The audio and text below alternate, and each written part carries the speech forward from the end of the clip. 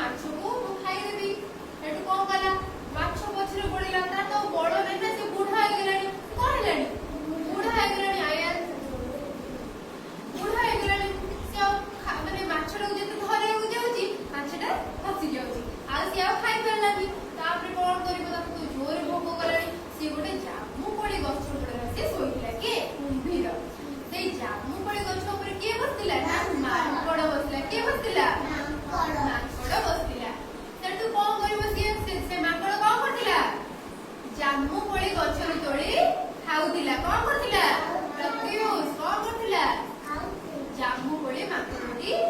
ଖାଉଥିଲା।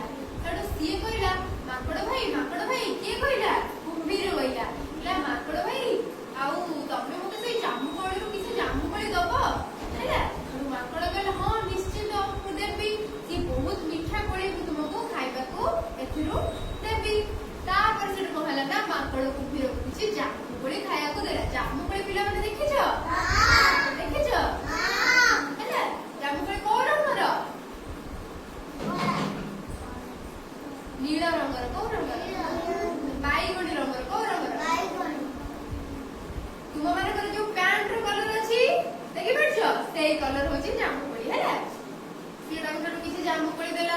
ସେଠୁ କୁମ୍ଭୀର ସେଠୁ ଖାଇଦେଲା, ତା ପେଟ ଫୁଲ ହେଇଗଲା।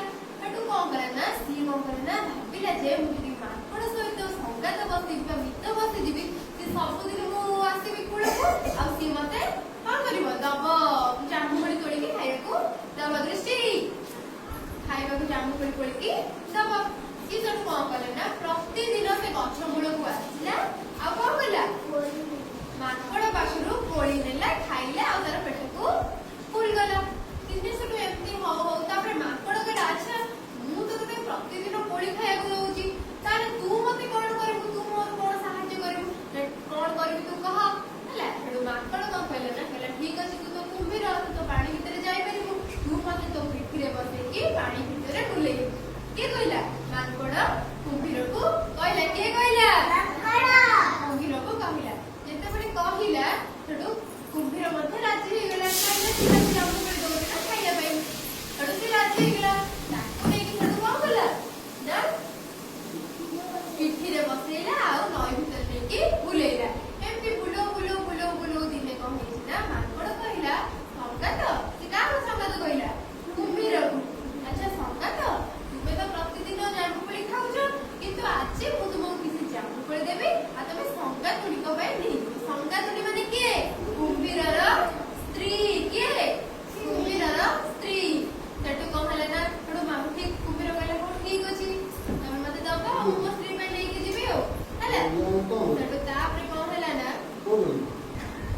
ଆଚ୍ଛା ପିଲାମାନେ ଜାଣିପାରିଲ? ଆଚ୍ଛା ସିଏ କଣ କଲା ନା ଦିନେ ତାର ସ୍ତ୍ରୀ ପାଇଁକା ଜାମୁକୋଳି ନେଲା। କାହାଠାରୁ ନେଲା? ମାଙ୍କଡ ପାଖରୁ ନେଇଗଲା।